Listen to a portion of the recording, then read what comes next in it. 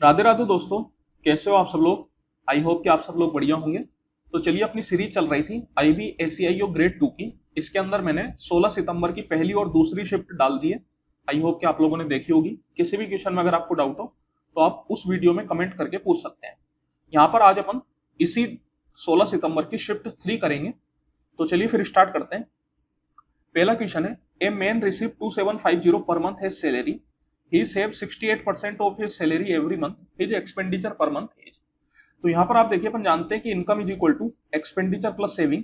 Income को मान लीजिए 100% और सेविंग दे रखी है 68%। तो एक्सपेंडिचर जो है वो हो जाएगा 100 माइनस 68, दैट इज 32%। तो अपन से यही एक्सपेंडिचर पूछ रहा है, तो 32% किसका, इनकम का, दैट इज 2750। तो 50 से 2 बार में, 50 से 55 बार में और 2 से 16 बार में, तो 16 पंजे 80 की जीरो। तो यूनिट डिजिट के हिसाब से मैं बोल सकता हूं ऑप्शन नंबर सी आ जाएगा, दैट इज 880। नेक्स्ट क्वेश्चन है, a trader bought 46 plate for ₹46। During transit 23 plates broke, he sold the remaining plates at 3.2 each, find the trader's profit. देखिए, बोला जा रहा है कि एक ट्रेडर है जो कि 46 रुपए में 46 प्लेट खरीदता है। मतलब जो टोटल कॉस्ट प्राइस अपन को दे रखी है वो दे रखी है 46 रुपए।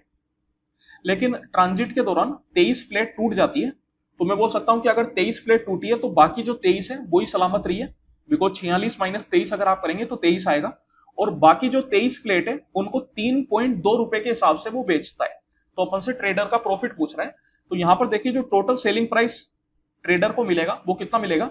23 प्लेट बेची और एक प्लेट की कीमत है 3.2 रुपए। तो 23 इंटू 3.2, तो ये आ जाएगा 23 दूनी 46 की 6, 4 कैरी चला गया, 23 3 59, 59 और 4 73, 73.6। तो यहां पर अपन से प्रॉफिट पूछ रहा है। Profit equal to selling price minus cost price.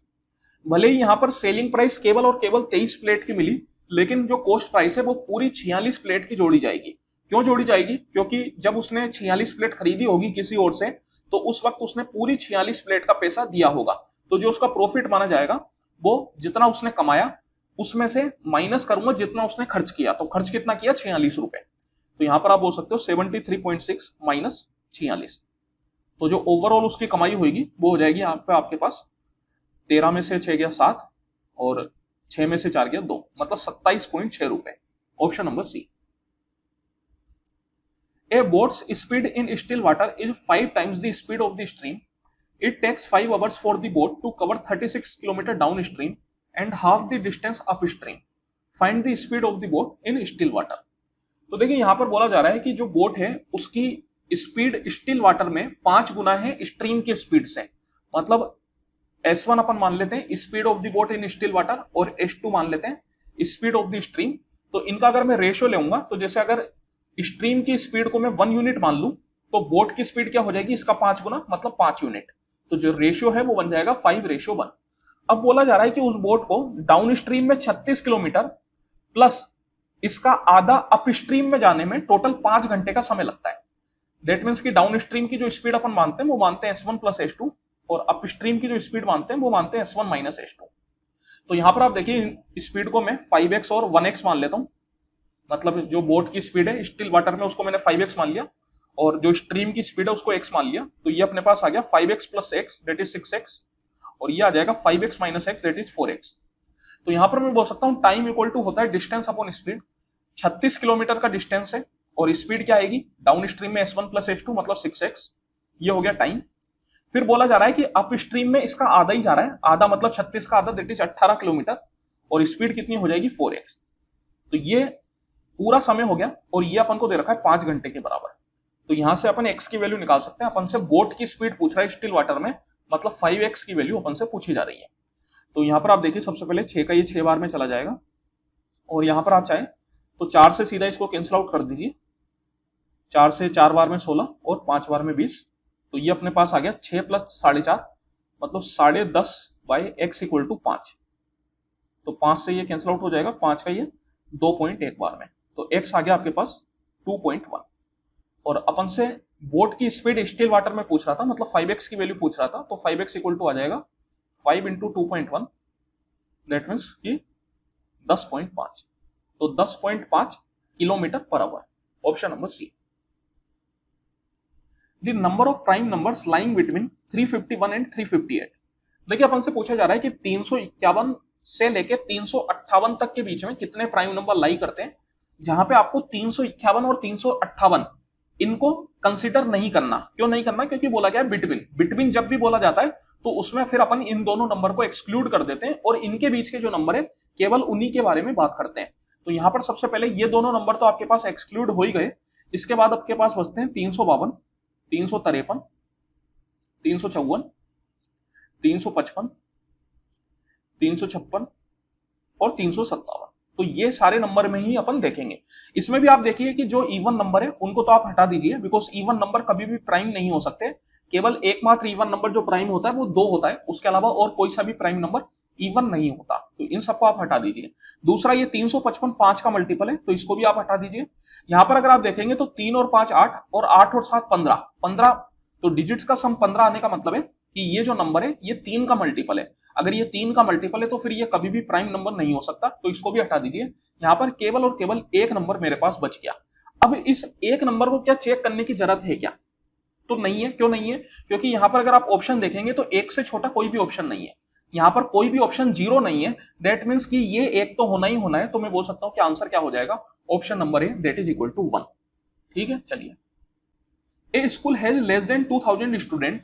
If the students are divided into group of 9 or 12 or 20, exactly 3 are always left. But when divided into groups of 21, none are left out. Find the maximum number of groups that can be formed with 10 students in a group. तो देखिए बोला जा रहा है कि एक school है जिसमें 2000 से कम स्टूडेंट है। अब 2000 से कम स्टूडेंट कहने का मतलब है कि 1 से लेके 1999 तक कुछ भी नंबर हो सकता है। 2000 से कम कहने का मतलब ये बिल्कुल भी नहीं होता कि 2000 के नजदीक ही होना चाहिए।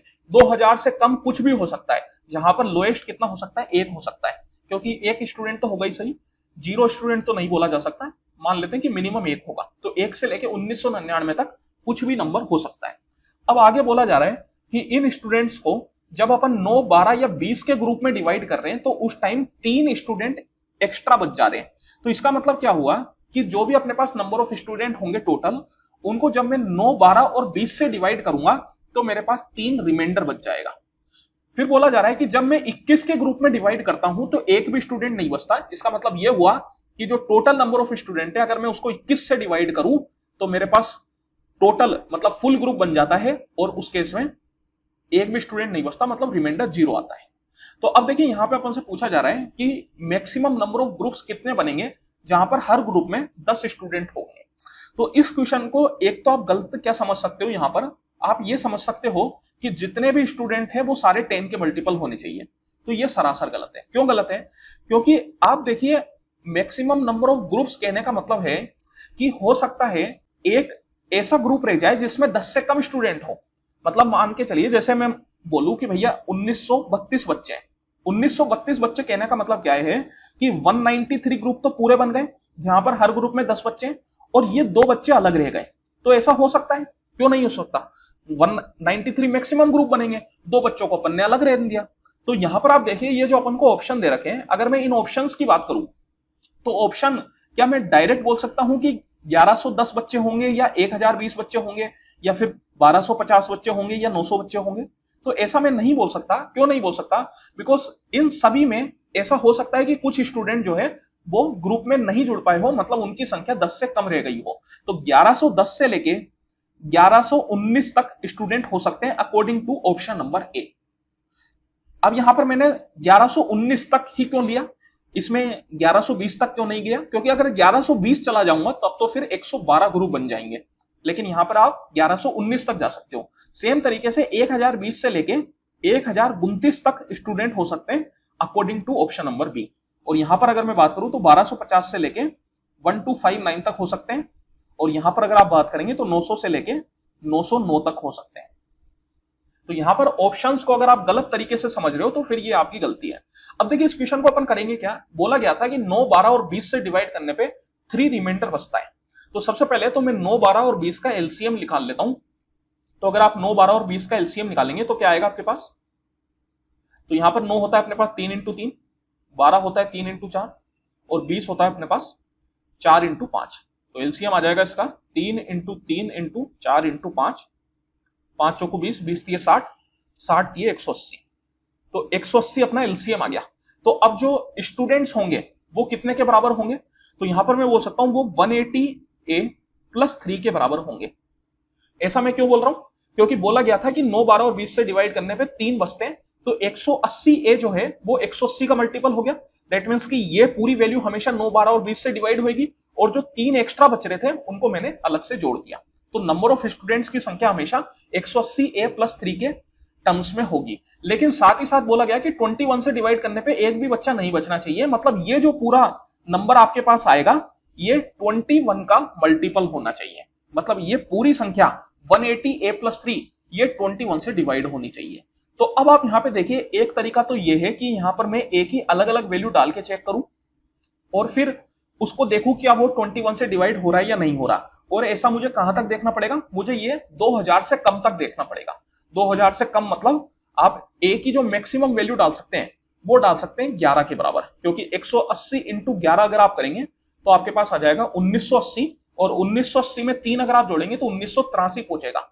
और 1983 से जैसे ही आप आगे जाएंगे, मतलब ए की वैल्यू अगर आप 12 डालेंगे तो फिर उस केस में स्टूडेंट्स की संख्या 2000 से ज्यादा हो जाएगी, जो कि बिल्कुल पॉसिबल नहीं है। तो यहां पर मुझे एक तरीके से a = 1 से लेके a = 11 तक डालना पड़ेगा, और 1 से लेके 11 तक मुझे डालना पड़ेगा, और फिर उन सबको 21 से क्या क्या वो डिवाइड हो रहा है या नहीं हो रहा ये भी चेक करना पड़ेगा। तो देखिए ये एक बहुत ही लंबा तरीका है, इस तरीके से अपन बिल्कुल भी नहीं चलेंगे।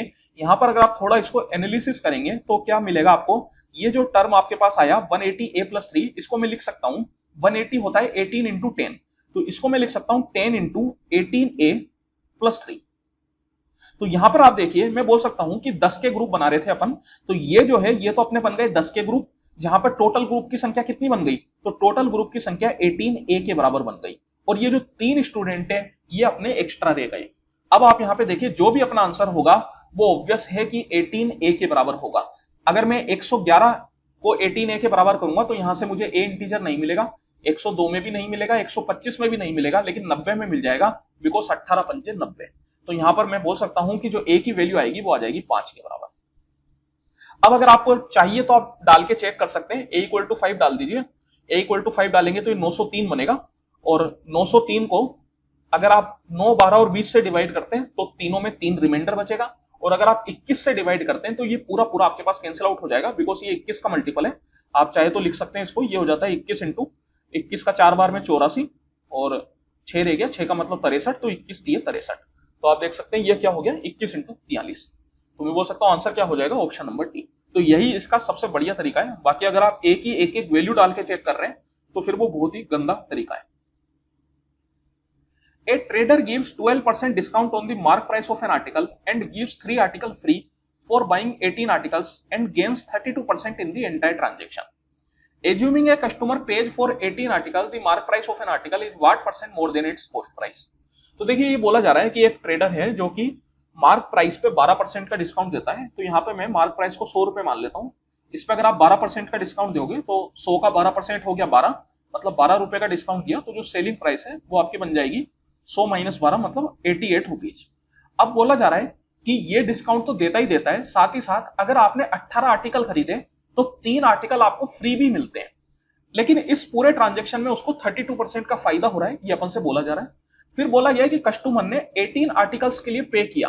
18 आर्टिकल्स के लिए पे किया, इसका मतलब यह है कि उसने 18 आर्टिकल्स खरीदे। अब अगर उसने 18 आर्टिकल्स खरीदे तो जैसा कि क्वेश्चन में दिया गया है उसको 3 आर्टिकल फ्री मिलेंगे। तो जो उसको टोटल आर्टिकल मिलेंगे वो कितने मिलेंगे? 18 + 3 21।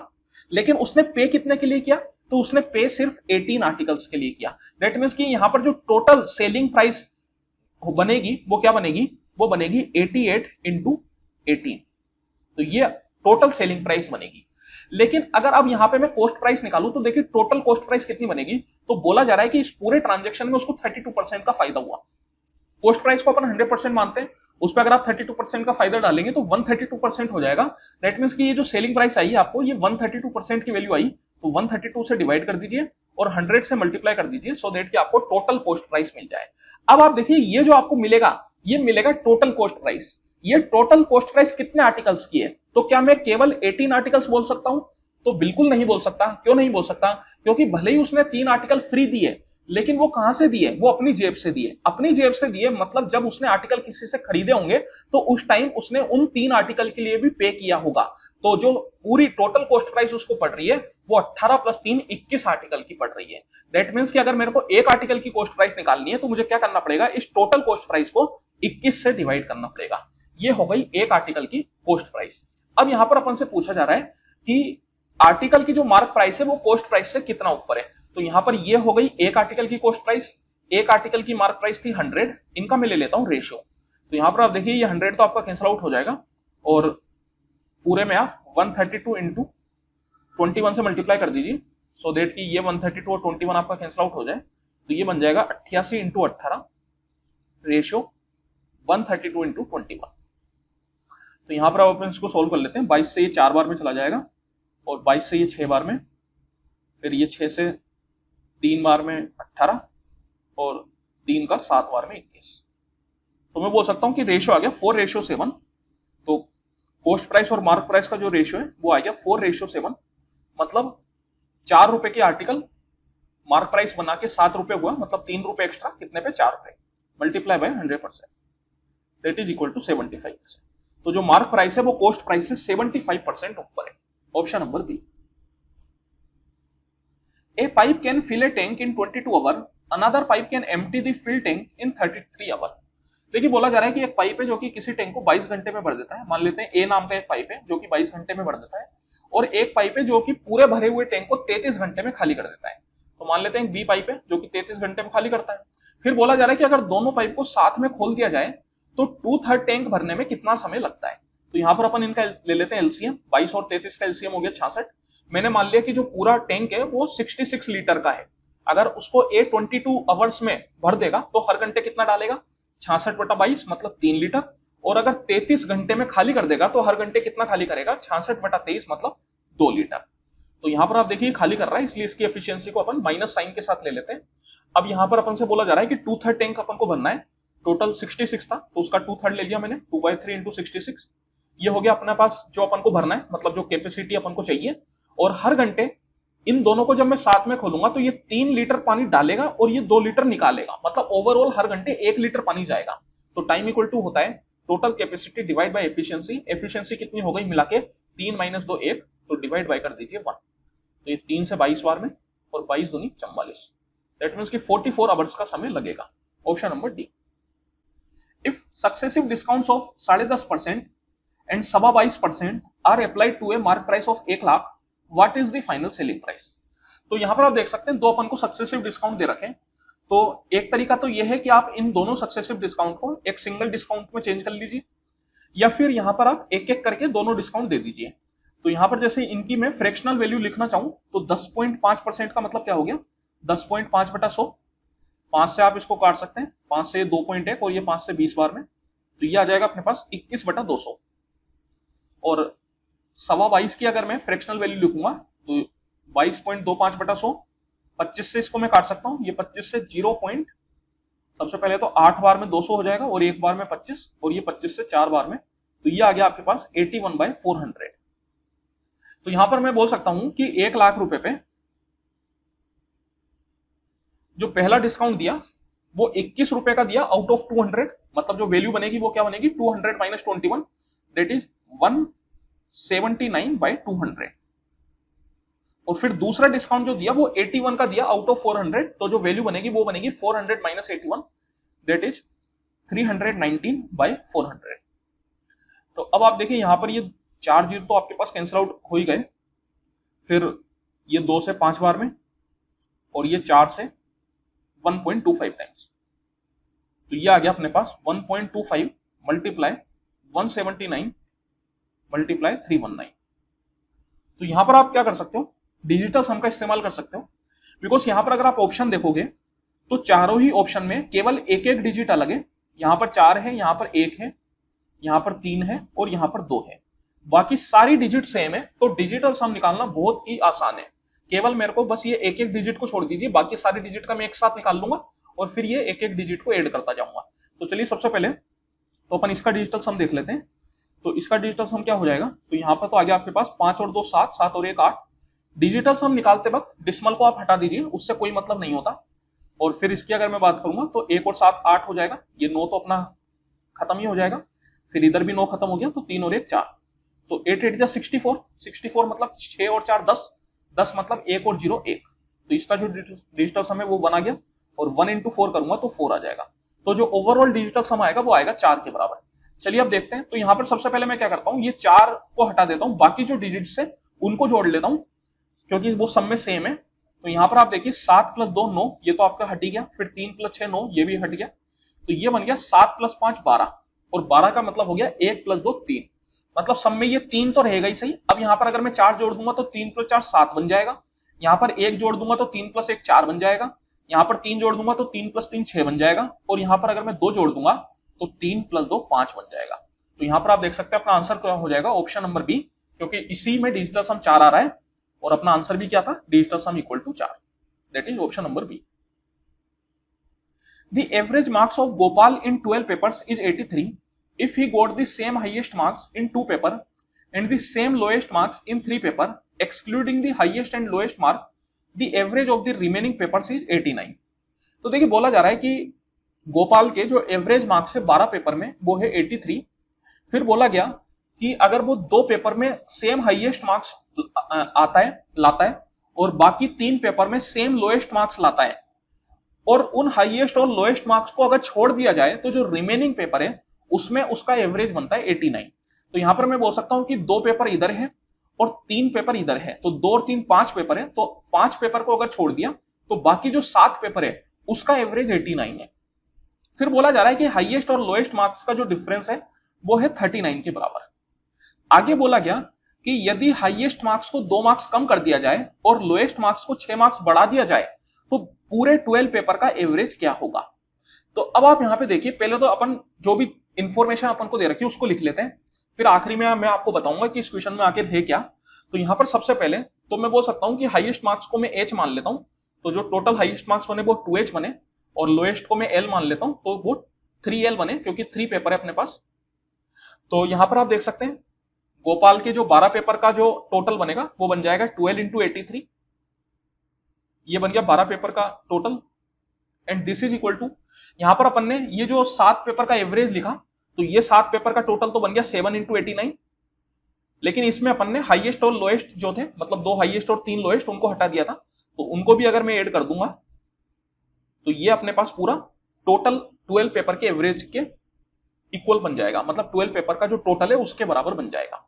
तो यहां से आप देखिए एक इक्वेशन बनी, दूसरा यहां पर हाईएस्ट और लोएस्ट मार्क्स का डिफरेंस आपको दे रखा है, that means highest minus lowest equal to 39। तो यहां पर आप बोल सकते हो कि इस तरीके से 2 इक्वेशन, 2 वेरिएबल आपके पास बन गए। लेकिन अगर इस क्वेश्चन को आप ध्यान से देखेंगे तो कुछ भी करने की जरूरत नहीं है, ये बीच की जो भी इंफॉर्मेशन है यहां से लेके यहां तक, इस पूरी को आप हटा दीजिए, ये किसी काम की नहीं है। क्यों नहीं है, यहां पर अगर आप डेविएशन मेथड का इस्तेमाल करेंगे तो कुछ भी जरूरत नहीं पड़ने वाली। यहां पर देखिए बोला जा रहा है कि हाईएस्ट मार्क्स को 2 मार्क्स कम करा, अब मैं जानता हूं कि 2 पेपर में हाईएस्ट मार्क्स थे, तो यहां पर अगर मैं डेविएशन मेथड लेऊं तो उसमें क्या होता है, जो अपना पुराना एवरेज था वो था 83, तो ये मैंने ले लिया 83। अब यहां पर जो 2 पेपर होंगे उनमें 2 मार्क्स कम हुए, तो मैं बोल सकता हूं 2 दूनी 4, ये 4 मार्क्स कम हो गए, और बाकी जो 3 पेपर है उनमें लोएस्ट मार्क्स को 6 बढ़ा दिया, तो जो 3 लोएस्ट पेपर है उनमें अगर मैं 6 मार्क्स को बढ़ा दूं तो क्या बढ़ जाएगा, 6 प्लस 3 6 3 18, दैट मींस कि 18 मार्क्स बढ़ जाएंगे। और इस पूरे को मैं क्या करता हूं, टोटल 12 पेपर्स में डिवाइड कर देता हूं, तो ये अपने पास आ जाएगा 83, 18 में 4 गया 14, 14 बटा 12, 14 बटा 12 अगर आप सोल्व करेंगे तो 2 से 7 बार में, 2 से 6 बार में 7 बटा 6 को आप लिख सकते हो 1 प्लस 1/6, तो ये बन गया आपके पास 84 1/6। तो जो उसका नया एवरेज होगा वो हो जाएगा 84 1/6। यहां पर कहीं भी आपको H और L की वैल्यू निकालने की जरूरत नहीं है, अगर आप निकालना चाहे तो निकाल के देख सकते हैं, लेकिन वो बहुत ही गंदा तरीका है। ये क्वेश्चन H और L वैल्यू निकालने के ऊपर था ही नहीं, ये तो केवल और केवल डायरेक्ट क्वेश्चन करने वाला था। डेविएशन मेथड अगर आपको आता है तो फिर ये क्वेश्चन आपके लिए बहुत आसान है। चलिए, if 1.8 ratio 0.3 double ratio 0.3 ratio x, find the value of x। तो यहां पर आप देखिए अपन जानते हैं ये a रेशियो b और double ratio c ratio d होता है, जहां पर अपन a by B equal to c by D लिख सकते हैं। तो ये अपने पास बन गया 1.8 by 0.3 equal to 0.3 by x। तो यहां पर आप देखिए ये डिसमल तो अपना हट जाएगा, ये 3 से 6 बार में चला गया, फिर ये डेसिमल हटा के मैंने इधर एक जीरो लगा दिया और ये 3 से 20 बार में चला गया, तो x इक्वल टू आ गया आपके पास 1/20 और 1/20 का मतलब 0.05। Option number C. What will be the difference in population 3 years ago and 2 years ago of a town whose current population is 3,70,000 and which is increasing at a rate of 25% every year? तो देखिए बोला जा रहा है कि एक town है जिसकी पॉपुलेशन हर साल 25% बढ़ रही है और उसकी प्रेजेंट पॉपुलेशन अपन को दे रखी है, तो 3 साल पहले और 2 साल पहले की पॉपुलेशन का डिफरेंस कितना होगा। तो यहां पर आप देखिए मैंने मान लिया कि जो 3 साल पहले की पॉपुलेशन है वो x है। अब x पे क्या हुआ होगा 25% का इंक्रीज, तो x पे अगर आप 25% का इंक्रीज करेंगे तो कितना हो जाएगा, 25% का मतलब होता है 1/4, मतलब 4 पर 1 का इंक्रीज, दैट इज क्या हो गया होगा 5/4। तो देखिए ये तो थी अपने पास 3 साल पहले की पॉपुलेशन, 3 साल, और फिर ये जो टोटल वैल्यू आई ये आपके पास बोल सकते हो बन जाएगी 2 साल पहले की पॉपुलेशन। अब इसमें मैं फिर से अगर 5/4 का मल्टीप्लाई कर दूं तो ये जो टोटल वैल्यू मेरे पास आएगी ये बन जाएगी 1 साल पहले की पॉपुलेशन, और इसमें फिर अगर मैं 5/4 का मल्टीप्लाई कर दूं तो ये अपने पास बन जाएगी करंट पॉपुलेशन, क्योंकि यहां पर ये जो x माना था अपन ने ये 3 साल पहले की मानी थी। जब मैंने एक बार 25% का इंक्रीज किया तो 2 साल पहले की पॉपुलेशन आ गई, फिर एक बार 25% का इंक्रीज किया तो 1 साल पहले की पॉपुलेशन आ गई, फिर 25% का इंक्रीज किया तो करंट पॉपुलेशन आ गई, and this is equal to what 3,70,000।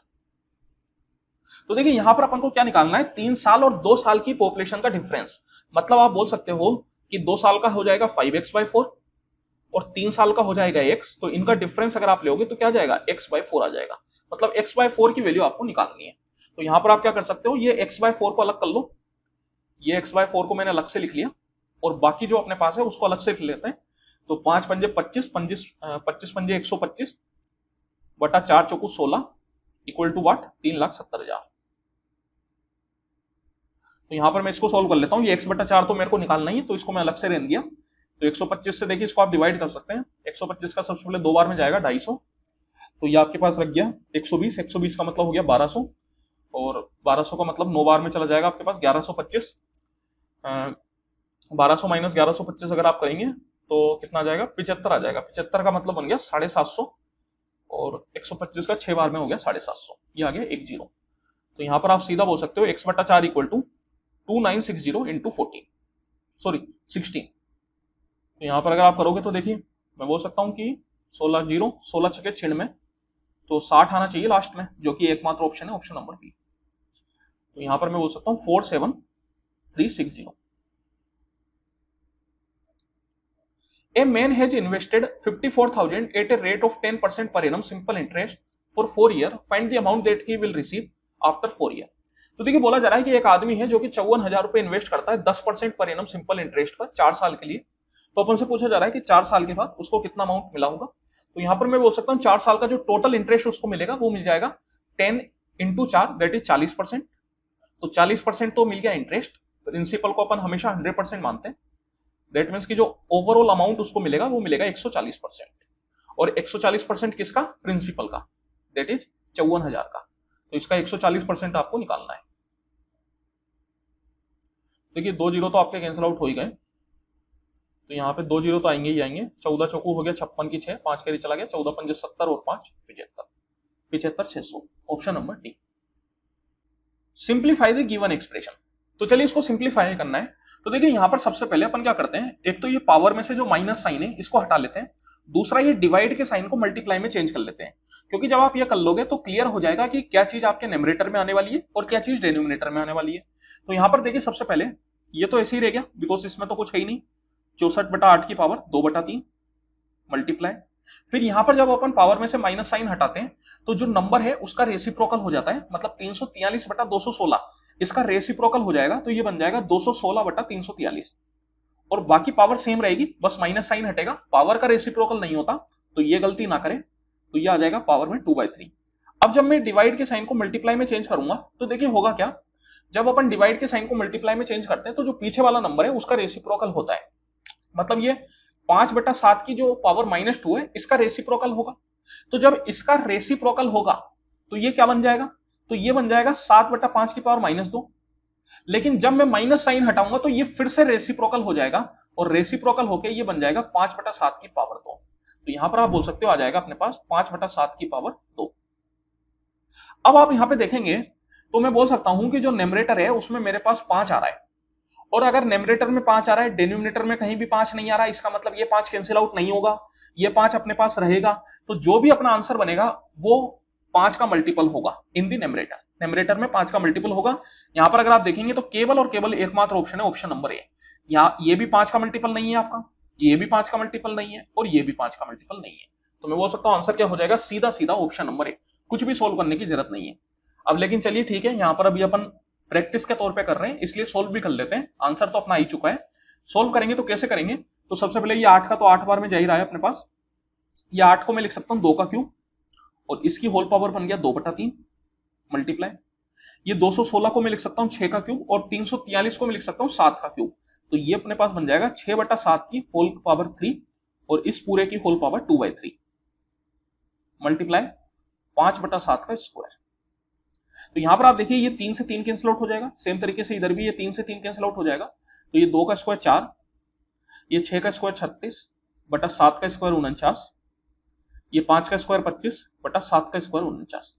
तो यहां पर आप इसको सोल्व कर लीजिए, 25 चौको 100, 100 इंटू 36 हो गया 3600, और 49 का स्क्वायर अगर आप करेंगे तो ये आ जाता है 2401। आंसर क्या हो जाएगा, option number A. A bus traveling at 65 km per hour completes a journey in 10 hours.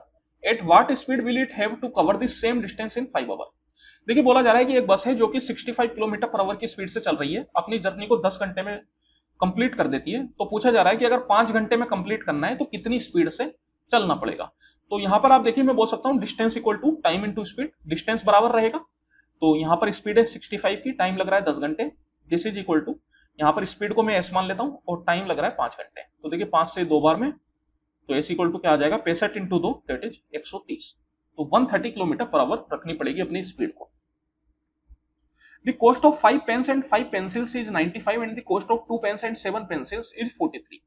The cost of 9 pens and 4 pencils is। तो यहां पर आप देखिए मैं पेन्स की संख्या को x मान लेता हूं, मतलब पेन की जो कॉस्ट है उसको x मान लेता हूं और पेंसिल को y मान लेता हूं। तो ये अपने पास बन गया 5x plus 5y and this is equal to 95। जब कभी भी बीच में एंड साइन आता है तो उस केस में हमेशा प्लस साइन आएगा। अगर एंड की जगह और होता तो और कहने का मतलब है कि 5 पेन की जो कॉस्ट है वो भी 95 है और 5 पेंसिल की कॉस्ट भी 95 है। तो यहां पर फिर अपन प्लस नहीं लगा के इक्वल टू का साइन लगाते हैं, लेकिन अगर बीच में एंड आ रहा है तो उसका मतलब है प्लस साइन। तो यहां पर आप बोला जा रहा है कि फिर 2x plus 7y this is equal to 43। तो देखिए अपन से पूछा जा रहा है कि 9x प्लस 4y की वैल्यू बताओ, बिकॉज पेन है x और पेंसिल है y। तो चलिए यहाँ पे दो इक्वेशन दो वेरिएबल है, सोल्व कर सकते हैं, कोई बहुत मुश्किल चीज नहीं है। पहली वाली को अगर मैं 2 से मल्टीप्लाई कर दूं और दूसरी वाली को 5 से मल्टीप्लाई कर दूं, तो यहां पर मुझे पहली में से दूसरी को सब्ट्रैक्ट कर देता हूं। तो ये x अपना कैंसिल आउट हो जाएगा, 5 दूनी 10, 5 दूनी 10 कैंसिल आउट हो गया।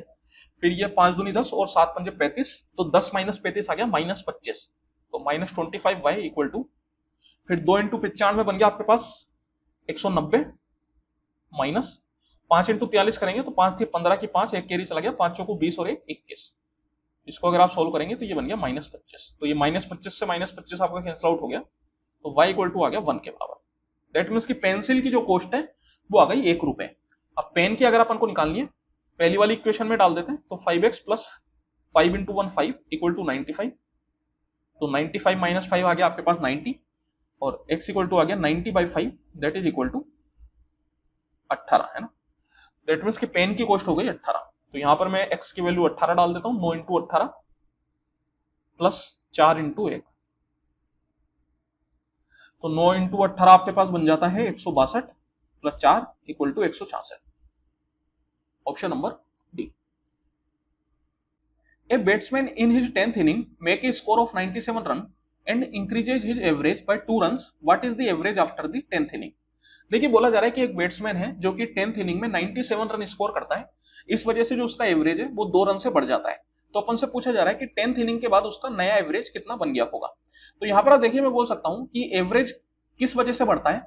यहां पर ये जो 97 रन उसने मारे इसकी वजह से एवरेज बढ़ा, मतलब इस इनिंग में पिछली हर शिफ्ट के लिए 2-2 रन एक्स्ट्रा मारे और खुद के लिए भी 2 एक्स्ट्रा रन मारे। दैट मीन्स कि टोटल 10 इनिंग के लिए 2-2 रन एक्स्ट्रा मारे, तो टोटल कितने एक्स्ट्रा रन मारे, 10 इंटू 2 20 रन एक्स्ट्रा मारे। तो मैं बोल सकता हूं कि जो पुरानी इनिंग्स है उनका एवरेज कितना रहेगा, तो उनका एवरेज हो जाएगा 97 minus 20 that is equal to 77। मतलब पुरानी जितनी भी इनिंग थी उन सबका एवरेज है 77। अब अगर अपन को नया एवरेज निकालना है तो उसके लिए क्या करना पड़ेगा, 2 ऐड करना पड़ेगा, बिकॉज एवरेज 2 से बढ़ गया, तो जो नया एवरेज है वो आ जाएगा 79, that is option number B. अब अगर इसको आपको इस तरीके से नहीं समझ में आया तो कोई बात नहीं, यहां पर अपन एक्स मान के भी कर सकते हैं। जैसे मैंने पिछली 9 इनिंग्स का जो एवरेज है उसको एक्स मान लिया, तो फिर उसमें टोटल रन जो होंगे वो क्या हो जाएंगे, 9x हो जाएंगे। और ये 10th इनिंग में जो मारा उसने मारा 97, तो ये बन गया पूरी 10 इनिंग का टोटल। और यहां पर बोला गया कि 10 इनिंग में एवरेज जो है वो 2 रन से बढ़ गया। पुराना एवरेज अगर x था तो नया एवरेज क्या हो जाएगा, x+2, और टोटल इनिंग्स कितनी हो गई 10, तो यहां पर जो टोटल होगा वो हो जाएगा 10 इंटू x+2। तो यहां से मैं x की वैल्यू निकाल सकता हूं, तो ये आ गया आपके पास 9x plus 97 equal to 10x plus 20। तो 10x माइनस 9x हो गया x, और ये 97 माइनस 20 हो गया 77। तो x आ गया 77 और अपन से नया एवरेज पूछ रहा है, मतलब x+2 की वैल्यू पूछ रहा है, तो वो क्या हो जाएगी 79। The ratio of time taken by pipes A and B to fill an empty water tank is 9:4। तो यहां पर आप देखिए अपन को A और B का टाइम का रेशियो दे रखा है 9:4। तो A और B का जो टाइम का रेशियो है वो 9:4 है। तो इनकी जो एफिशिएंसी होगी उसका रेशियो हो जाता है रेसिप्रोकल ऑफ दिस, तो इसका रेसिप्रोकल कर लीजिए, दैट इज 4:9। तो ये बन गया एफिशिएंसी का रेशियो। फिर बोला गया pipe C takes 1 hour to empty the full tank, when all the 3 pipes are opened at a time they take 1.5 hour to fill the tank. तो देखिए बोला जा रहा है कि एक पाइप सी है जो कि खाली करने का काम करता है, और वो पूरे भरे हुए टैंक को 1 घंटे में खाली कर देता है। फिर बोला गया कि अगर तीनों पाइप को साथ में खोल दिया जाए तो ये तीनों टैंक को 1.5 घंटे में भर देते हैं। तो अब आप यहां पे देखिए, यहां से अपन इक्वेशन बना सकते हैं। इक्वेशन कैसे बनेगी, मैंने मान लिया जो सी है उसकी एफिशिएंसी को मैंने मान लिया x के बराबर है, तो सी जो है वो खाली करने का काम करता है। तो यहां पर जब ये तीनों साथ में खुलेंगे, इनकी एफिशिएंसी को मैंने 4 और 9 मान लिया, तो जब ये तीनों साथ में खुलेंगे तो क्या होगा, 4 प्लस 9 माइनस 1, तो 4 प्लस 9 हो गया 13, 13 माइनस 1, दैट मीन्स कि हर मिनट इतना पानी जाएगा। अब हर मिनट इतना पानी जाएगा, और जो टैंक है वो कितनी देर में भर रहा है, 1.5 घंटे में भर रहा है। तो टोटल कैपेसिटी क्या हो जाएगी टैंक की, एफिशिएंसी इंटू टाइम, तो टाइम आ गया 1.5 घंटे। तो यहां पर वैसे ये मिनट में था, तो आप चाहे तो इसको मिनट में चेंज कर लीजिए, तो 1.5 into 60, this is equal to what. बोला जा रहा है कि जो पाइप सी है वो अकेला 1 घंटे में खाली कर देता है। 1 घंटा मतलब 60 मिनट, 60 मिनट में खाली कर देता है। और पाइप सी की एफिशिएंसी क्या थी, x की, तो जो टैंक की टोटल कैपेसिटी वो यहां से क्या आ जाएगी, एफिशिएंसी इंटू टाइम, मतलब x इंटू 60। तो यहां पर इन दोनों को मैं इक्वल कर सकता हूं। देखिए यहां ये 60 तो कैंसिल आउट हो ही जाएगा आपके पास, तो ये अपने पास आ गया 13 into 1.5 minus 1.5x equal to x, that is 2.5x। ये डिसमल अपना कैंसिल आउट हो गया 5 से 3 बार में, 5 से 5 बार में, तो x इक्वल टू आ जाएगा 13 3 39/5, 39/5। तो इसको आप बोल सकते हो कितना, 5 का 7 बार में 35 और 8 बार में 40, 7.8। दैट मीन्स कि जो पाइप सी है उसकी एफिशिएंसी आ गई 7.8, और ए और बी की एफिशिएंसी तो अपन ने 4 और 9 लेके चले ही थे। अब आगे बोला जा रहा है कि pipe A and B are opened at the same time, if after 24 minute pipe C is open, what is the time taken by all 3 pipe to fill the remaining tank. तो देखिए बोला जा रहा है कि ए और बी पाइप को तो अपन ने साथ में खोला, लेकिन इसके 24 मिनट बाद पाइप सी को भी खोल दिया, तो जो बाकी टैंक बच गया वो तीनों के द्वारा कितनी देर में भरा जाएगा। तो यहां पर सबसे पहले तो अपन ये देख लेते हैं कि ए और बी ने 24 मिनट में कितना पानी उसमें डाला होगा। तो ए और बी की एफिशिएंसी 4 और 9 की मिला के हो जाएगी 13, तो मैं बोल सकता हूं 13 इंटू 24, ये तो हो गया 24 मिनट का। फिर अब मैं बोल लेता हूं कि अब मैंने तीनों पाइप को साथ में खोला, मैं मान लेता हूं कि टी टाइम के लिए मैंने खोला, तो तीनों पाइप साथ में कितना पानी डालेंगे, तो ये तो 4 प्लस 9 13 यूनिट डालेंगे, लेकिन ये एक्स यूनिट निकालेगा, तो 13 माइनस 7.8, तो 13 में से 7.8 अगर आप घटाएंगे, तो देखिए 13 में 7 घटाते हैं 6, और उसमें 1.8 और घटाऊंगा तो आ जाएगा 5.2। दैट मीन्स कि हर मिनट 5.2 लीटर पानी उसमें जाएगा। तो 5.2 लीटर जाएगा हर मिनट, और मैंने मान लिया कि टी मिनट के लिए मैं इन तीनों को साथ में खोल रहा हूं। तो ये हो जाएगी टैंक की टोटल कैपेसिटी, जिसको अपन ने माना था x इंटू 60, जहां पर x था 7.8, तो 7.8 इंटू 60। तो यहां पर आप इसको सोल्व कर लीजिए। देखिए 13 से कैंसिल आउट हो जाएगा, 13 से 0.4 बार में, और 13 से 0.6 बार में, फिर 4 से भी चला जाएगा, 4 से 0.1, 4 से 6, और 4 से 15। तो ये आ गया अपने पास 6 प्लस 0.1 का मतलब हो गया 1/10, तो ये मैं बोल सकता हूँ t/10 इक्वल टू 15 छके 90 मतलब 9।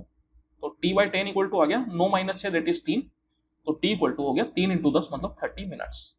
तो ये सारा जो गेम अपन लेके चल रहे थे मिनट में लेके चल रहे थे, तो जो ये तीनों पाइप है इनको बाकी बचा हुआ जो टैंक है उसको 30 मिनट लगेगा भरने में। Option number A. Kirti starts business with 89,000 and after 3 months Vaishnavi joins with Kirti as her partner. देखिए बोला जा रहा है कि कीर्ति ने 89,000 से अपना बिजनेस स्टार्ट किया और 3 महीने के बाद वैष्णवी ने भी उसके बिजनेस को ज्वाइन करा। फिर बोला जा रहा है कि ईयर के एंड पे जो प्रॉफिट है वो 4:3 में डिवाइड हुआ। तो देखिए आपको एक बात ध्यान रखनी है कि जिस रेशियो में अपन टोटल इन्वेस्टमेंट करते हैं उसी रेशियो में अपना प्रॉफिट भी डिवाइड होता है। तो यहाँ पर टोटल इन्वेस्टमेंट कितना होगा, अगर मैं कीर्ति की बात करूं तो कीर्ति का जो टोटल इन्वेस्टमेंट है वो हो जाएगा 89,000 इंटू 12। ये जो इन्वेस्टमेंट दिया जाता है ये 1 महीने का दिया जाता है और पूरे साल की बात की जा रही है, दैट मीन्स कि 12 महीने, तो हर महीने वो 89,000 इन्वेस्ट करेगी, तो टोटल हो जाएगा 89,000 इंटू 12 डिवाइड बाय, तो यहां पर अगर मैं रेशियो ले लूं इनके इन्वेस्टमेंट का, तो देखिए वैष्णवी का मैं मान लेता हूं कि उसने 100 रुपया जमा करा और उसने 3 महीने बाद ज्वाइन करा, दैट मीन्स कि पूरे साल में से 3 महीने निकल चुके थे, अब टाइम कितना बच गया, 9 महीने बच गया, तो उसने 9 महीने के लिए इन्वेस्ट किया, तो उसका जो टाइम पीरियड है वो आ जाएगा x into 9 and this is equal to what 4/3, जो कि उनके प्रॉफिट का रेशियो है। तो यहां पर आप देख सकते हैं ये 4 से 3 बार में, ये 3 से 3 बार में, ये 3 से 1 बार में, तो x इक्वल टू आ गया 89,000। दैट मीन्स कि वैष्णवी ने भी 89,000 ही कंट्रीब्यूट किए, that is option number B. 2 years ago from now the average age of A, B and C was 23 years. After 2 years from now the average age of A and C will be 14 years. देखिए बोला जा रहा है कि आज से 2 साल पहले A, B और C का जो एवरेज था वो 23 इयर्स था। तो यहां पर अगर मैं मान लेता हूं कि A, B, C की जो प्रेजेंट एज है वो A, B और C है, तो 2 साल पहले की एज क्या बन जाएगी, A की बन जाएगी A-2, B की बन जाएगी B-2 और C की बन जाएगी C-2, और इनका एवरेज अपन को 23 दे रखा है। तो अगर मेरे को इन तीनों का सम निकालना है तो सम इक्वल टू क्या हो जाता है, एवरेज इंटू टाइम।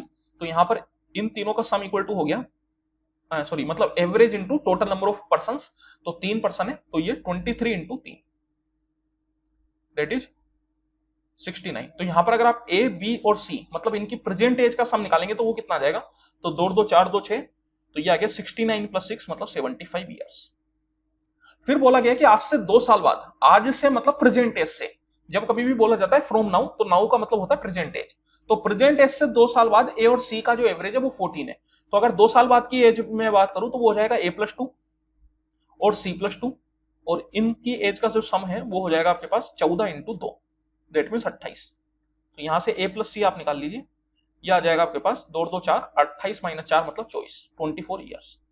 अब अपन से पूछा जा रहा है कि बी की एज 7 साल बाद कितनी होगी, आज से 7 साल बाद। तो सबसे पहले आज की एज निकाल लीजिए, आज की एज को अपन ने बी ही माना था, तो ये पहली वाली इक्वेशन में से अगर मैं दूसरी को सब्ट्रैक्ट कर दूंगा तो यहां से मुझे बी मिल जाएगा, बी इक्वल टू हो जाएगा 75 माइनस 24, क्योंकि ए और सी आपस में कैंसिल आउट हो जाएंगे, तो दिस इज इक्वल टू आ गया आपके पास 51। तो ये तो हो गई प्रेजेंट एज से, लेकिन आज से 7 साल बाद की पूछ रहा है तो इसमें मुझे 7 जोड़ना पड़ेगा, तो 51 प्लस 7 इक्वल टू 58। तो आज से 7 साल बाद की जो एज है वो हो जाएगी 58 ईयर्स। नेक्स्ट क्वेश्चन है, in an organization the ratio of men to women is 7:4। देखिए एक ऑर्गेनाइजेशन में मेन और वुमेन का रेशियो अपन को दे रखा है, कितना है 7:4। फिर बोला गया कि इसमें 5% of women and 12% of men are in executive category. तो देखिए इसमें से 5% वुमेन और 12% मेन एग्जीक्यूटिव कैटेगरी में। फिर बोला जा रहा है of the executives 40% and 25% respectively of women and men are personally professionally qualified. तो इस एग्जीक्यूटिव में भी 40% और 25% जो है वो प्रोफेशनली क्वालिफाइड है। फिर बोला जा रहा है find the percent of non professional women executive in the total number of employees in the organization. तो यहां पर देखिए अपन को परसेंटेज किसका बताना है, नॉन प्रोफेशनल वुमेन एग्जीक्यूटिव। तो नॉन प्रोफेशनल वुमेन एग्जीक्यूटिव इसको अगर आप तोड़ोगे तो इसका मतलब क्या हो गया कि एग्जीक्यूटिव तो होनी चाहिए लेकिन प्रोफेशनल नहीं होनी चाहिए। मतलब एग्जीक्यूटिव होनी चाहिए मतलब 5% के अंदर तो आनी चाहिए। तो यहां पर मैं मान लेता हूं वुमेन की संख्या 4, तो जो एग्जीक्यूटिव थी वो कितनी थी, इस 4 का 5%, तो 4 का 5%, ये तो हो गई एग्जीक्यूटिव की संख्या। लेकिन एग्जीक्यूटिव में भी नॉन प्रोफेशनल होनी चाहिए। प्रोफेशनल अगर 40% थी तो नॉन प्रोफेशनल कितनी हो जाएगी, 100 माइनस 40 मतलब 60%, तो इसका 60%।